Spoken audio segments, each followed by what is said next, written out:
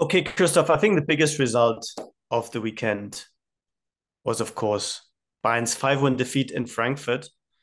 They like to go 5-1 down in Frankfurt. It's not the first time in recent years, but the last time this happened, just over 4 years ago, Niko Kovac got fired after the result. I don't think it's as bad for Thomas Tuchel, and yet the performance came as a real shock. Were you shocked, or was it the logical conclusion of some of the problems we've talked about all season?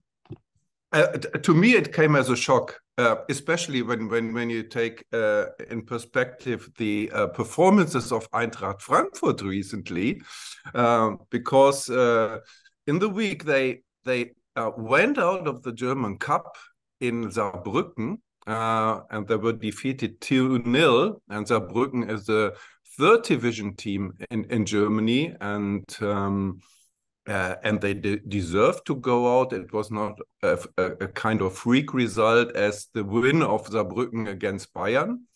So, and they were 5 games without a win and blah, blah, blah, and a lot of discussion about what's going wrong at Frankfurt. And here we are, them scoring 5 goals. And I was at the same time, I was at the Alte Försterei, and we talk about this later. And I was looking up the expected goals, as I usually do, because let's see what's happening at the other games. And I thought, when I looked up the numbers, I think Frankfurt had 0.8 at halftime, and they were 3-0 up. And I thought, oh, yes, they were very lucky, scoring from 40 meters, 2 times deflected, and so on. But when you looked at the actual goals, they showed, how can I say that? Terrible defending of Bayern. And especially Dayot Upamecano caught the eye in that respect. Mazraoui. It's the only thing he caught all day. So I guess you saw it the full 90 minutes. So I'm really looking forward to hear what your explanation is. I'm not looking forward to it. It was a horror show, Christoph. It was a horror show. The two fullbacks were all over the place, both substituted at half time, which I'm not sure that's ever happened before at Bayern, but I don't know. I don't know. They definitely deserved to be taken off. Alphonso Davies and Nusseir Mazraoui, full of mistakes, wrong positionings, everything you shouldn't do as a fullback. They both did. As you said, Upamecano had a terrible game. Joshua Kimmich had a terrible game, giving away balls, no control. It was really, really awful. And up front, they weren't so bad, but then they didn't have the usual amount of chances. And yeah, Bayern were constantly on the back foot because they ran into counterattacks. They lost their man. And you're so right. I mean, that's the point that Tuchel made. When you concede 5 goals from an expected goal, I think, of 1.5, yes, it does suggest that the opposition have been a bit lucky and they score every single time they shoot. But it also shows, or it's also a good proxy for you defending badly, because every single time Frankfurt did go forward and Bayern made mistakes, it was never 1v1. It was always, there were still people around, but they didn't react, or the positioning was bad, or they scored from tight angles, or they played, some really nice football in the final third, but sort of maximized Bayern's disorganization. And that's how you end up with a terrible game. Now, I think there's two ways to look at it. One is to say this is all a one-off and an outlier because Bayern didn't play football for 10 days. They were rusty. They didn't find the aggression. Frankfurt were ready, Bayern weren't ready. These are the kind of games that can happen. Every Bayern season has at least one game like that. Or you can say the chickens came home to roost because the big issues that the Bayern team has had, build up problems when there's a high, good press, and that lack of defensive organization in midfield, lack of organization full stop in midfield, the balance, that was cruelly exposed by Frankfurt. Now, my take is somewhere in the middle because I think these structural problems exist, and I hope that we don't have to add Manuel Neuer to them as things go by, because he looked not great on Saturday. But I also think that the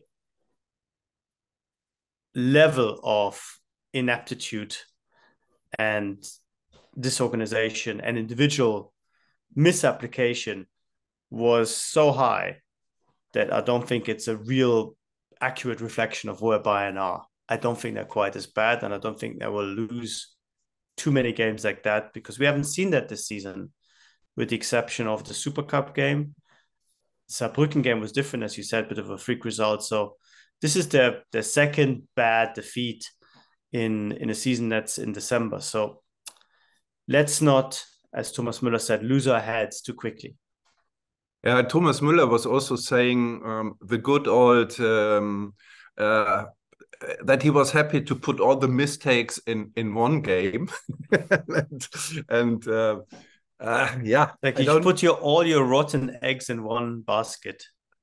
Yeah, so there were a lot of rotten eggs, and what I found striking from the reaction was how surprised everybody was. Because you mentioned this 10-day you mentioned this 10-day break. I thought the argument would be vice versa. Finally, you have 10 days where you can train, refresh, not under this constant stress of traveling, playing here and there, don't know where you are, like a famous rock band. Where are we playing now, and so on. But hello, Gelsenkirchen. Hello, Gelsenkirchen. No, they are in the second division. It's it's Manchester today. Yeah, I found that strange, but will that lead to more activity in winter concerning the transfer window? Is this probably a game that maybe will create an intense feeling that you have to add probably one or two more players than you thought? I'd like to think that Bayern's transfer policy isn't quite that knee-jerk, that it all rests on one game, but I'm not 100% sure. I think it might make the difference between buying one or two players and buying two or three players. Mm-hmm. Because I think it will give Thomas Tuchel and his allies ammunition to say, look, we've come quite far. We papered over the cracks, but if we want to go and win the Champions League next season, if you want to catch up with Leverkusen, who hardly drop any points, then we need to address these issues. So I think it might make it easier to get a player in midfield over the line, which perhaps wasn't seen as a total necessity, because Tuchel and Bayern on the whole have dealt with it pretty well with what they got. So I'm not sure it will lead to a different transfer strategy, but it might just tip the scales in an internal debate of how much is necessary. Probably this all is bad news for Manchester United and probably also Stuttgart. We talk about them in a second. Normally, this game at Old Trafford this week, final game in the Champions League, would be a kind of, I mean, from the Bayern perspective, friendly. And now it has become really important because Bayern, Leon Goretzka was saying that on German TV later on, that now they have to show something, and he was kind of, yeah, it's a classic to play at Old Trafford and so on and so on. So probably bad news for Manchester United, question mark? That's exactly my take on the situation. I think Bayern would have gone through the motions, have a lot of rotation, try to manage the game and don't embarrass themselves. But now it's different.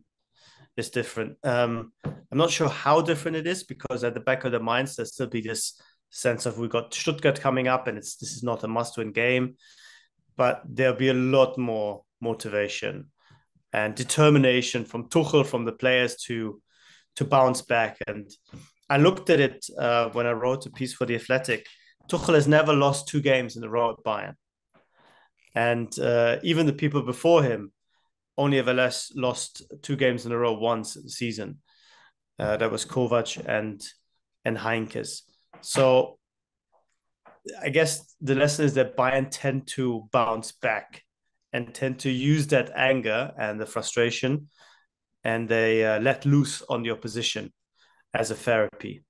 So I agree that it's not the ideal scenario for United.